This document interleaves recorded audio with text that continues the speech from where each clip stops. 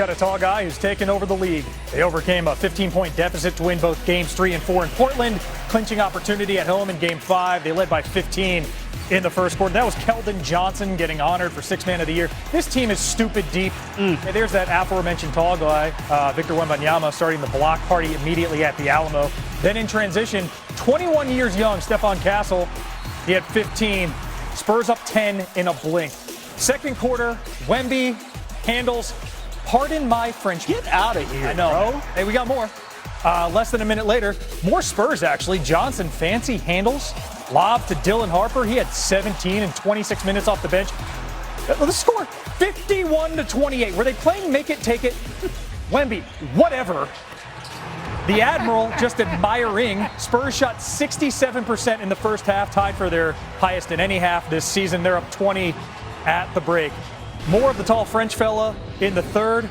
Wemby driving and fighting through contact. En français. And one. The Spurs led by as many as 28. Wemby's dad, he's seen it a million times before. He's impressed. And Stephon Castle in transition to Wemby, making more headlines than a corduroy pillow. Lefty dunk.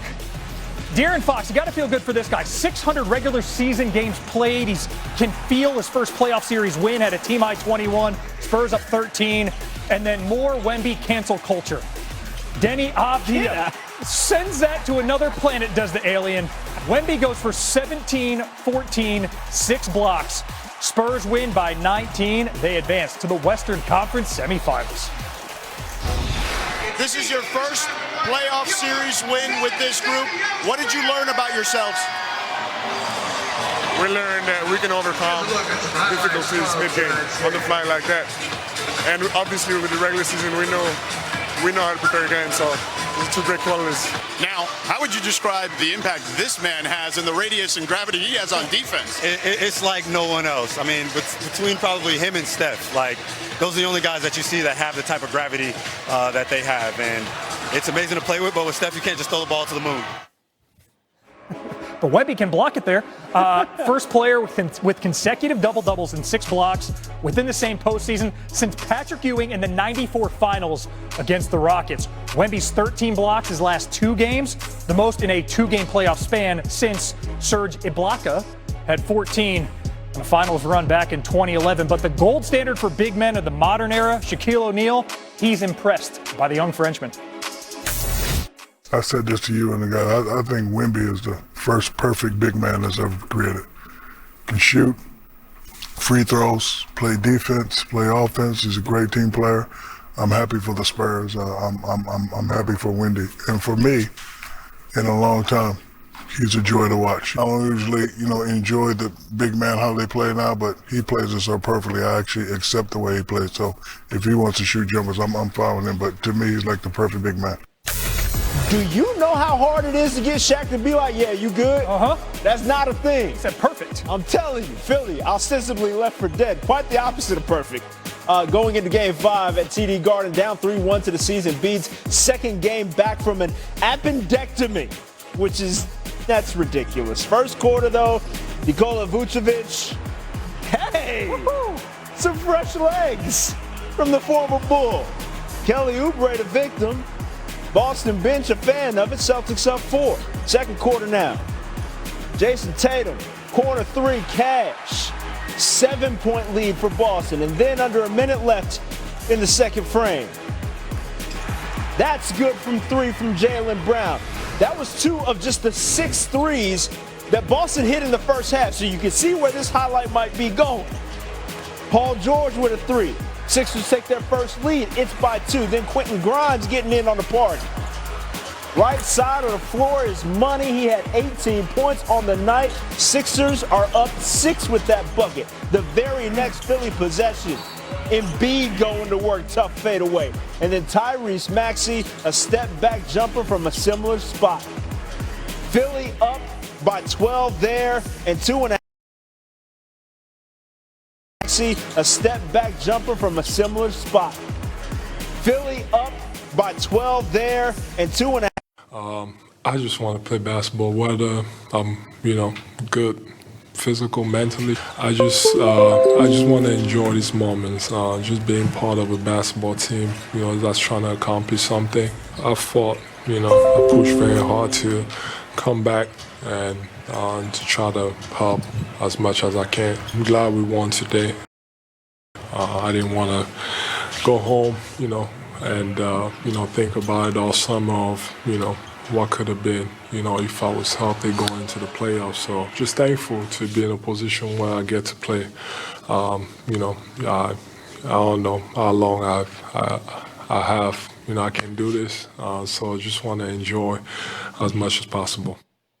Well, if enjoying it looks like this, you're on a pretty good track, big fella. 8th 30-point playoff tilt against the Celtics for JoJo. Second most by Sixers player against a single opponent in franchise playoff history. The process broke a tie with Hall of Famer Allen Iverson, and it's 7 games. We're chirping the ever-loving mess out of me after the beat down the Hawks caught in Game 4 all weekend. Series tied 2 apiece. Game 5 went down at MSG. First quarter, we have the lone Hawks highlight.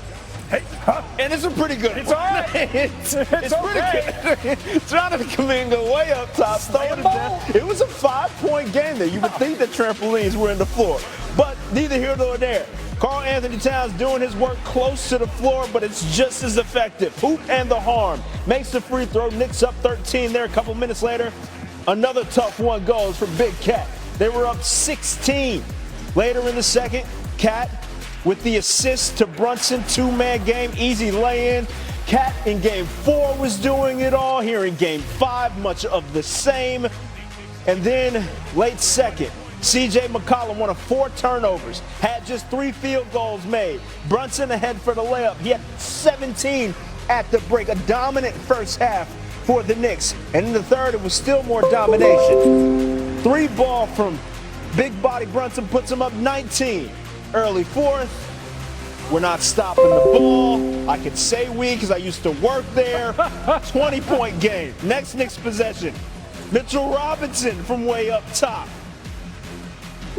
We are on the wrong end of highlights here, Trev. I'm almost done, I promise. 8 minutes to play. Brunson, bucket and the foul through all kinds of contact. I mean, it's relative contact. I don't want to gripe too much because Carmelo's enjoying it. Brunson draining the 3 there, part of his 39-point and 8-assist night. Knicks get consecutive playoff wins by 15 or more, first time in franchise history. Jalen, what's the confidence level around the team as you head to Atlanta with a chance to close out the series? Confident. Confidence is built in the work. So I think for us, we just understand what the situation is. The toughest game to win is the one that ends someone's season. So we got to be super disciplined. We got to execute at the highest level that we have in this series, and we got to be ready for a really tough game. The stakes are high. This is your season on the line, and you know that, and we have to find that level for ourselves, in the way that we play, and obviously, that involves both defending and attacking New York, but we have to do it. We have to play to our strengths, so to speak. And that's the challenge, but it's also the opportunity. Michael Wilbon, kind enough to kick it with us from MSG ahead of Game 5. Wilbon, you told the inside crew that there was a bit of tension in the air there. Seems like things were pretty loose by halftime, though. What happened in this one? What happened was, let's see, Jalen Brunson and Karl Anthony Towns, among other things, happened, and there was no game. There was no tension. There was never any tension after the tip-off. All the tension was pregame, Trevor. And so, to be here as excited as I was, which everybody was, to be in Madison Square Garden for a playoff Game 5, when there had been some tension in the previous games, there was none. And I switched off. I went and found a television so I could watch the 76ers and Joel Embiid create some tension in Boston and some tension in that series because Brunson and Towns and company left none in this building. So let's get to the game that you were more dialed in on, and reasonably so. That Philly survival, fighting off elimination in Boston. What impressed you most about their showing? It's got to be Joel Embiid, right? I mean, there were times you weren't sure that he could finish a layup, that there was enough push in his legs, and I guess we're talking about his knees because we've been talking about those for years, to get the ball over the front of the rim, and yet he scores 33 points. I mean, it was amazing. 7 assists, and here's the maybe the most important stat for Joel Embiid tonight. He played 39 minutes. Now, I know that people, will sometimes take little shots here and there at Nick Nurse for playing his starters, but you got to play your starters. You're facing elimination, and everybody that he trotted out there seemed to be ready to play 40 minutes or more. But Joel Embiid, to come off what he's coming off of, appendectomy, and play 39 minutes and have that kind of production, it was stunning, I think, to everybody watching. It might have been stunning to the Celtics because all they did was go back to a previous form that didn't work and shoot and miss threes. And in the meantime, now you got a Game 6 in a series that almost none of us saw Game 6 coming. Yeah, truly a hero's effort from Embiid. You might need to put on that Batman mask that he was rocking a couple seasons ago. Now, before we let you go, let's revisit some of the breaking news from earlier in the day. Shams Charania reporting that the NBA is finalizing a lottery reform. Headline notes are expanding the lottery to 16 teams, flatten the odds while penalizing the teams with the worst 3 records. Also, teams would not be able to win the top pick in consecutive years. Lastly, teams not able to win 3 consecutive top 5 picks. So all of that jargon, if you will, how close does that come to solving the tanking issue that the NBA has? All of that is nonsense. I read the whole thing. I have no idea what the hell it says. Trevor, if that's what you want to do, if you want to solve a problem that exists sometimes, will it exist next year? Probably not. Next year doesn't have the people at the top of the draft projected anyway that will even cause this many teams to tank. Load management is what the league needs to be addressing, but no, it won't address that. It's going to address tanking. Okay, this year, tanking was a problem. No one wants to see as much tanking as we saw in the NBA this season. So they're reacting to something that is now over, that they're not going to fix in the upcoming 26 draft. They're going to address it for 26, 27, 28. That's it, or 27, 28, 29. That's all. So what is it doing? What's the net result? How does that help the perception that the league doesn't care about the regular season, which is a widely held perception, particularly for people who spend a lot of money to go to games and take their families to go to these games, and they don't see anybody that they paid to see. Load management. But the league doesn't want to address that. So for me, and I'm one of those people, I may be the exception. There are a lot of people out there, a lot of my colleagues in media who want to go after tanking. I'd rather go after load management. So I see this as just if not a complete waste of time, largely a waste of time. A lot of effort put into what? What's it going to do? If you have a draft, if you're a league, if you're a sport that has a draft, then you're by nature, by definition, encouraging teams to finish lower in those standings to move higher in the draft order. By definition, by design. So you want to get rid of tanking, get rid of the draft. Then have the guts to go all the way to do that. I like the relegation part. I do. So relegate more. Be harsher about that. But this is a whole lot to do about nothing. And by the way, I need to read it again as soon as I get off the air with you, and maybe I'll understand it after the 4th or 5th take.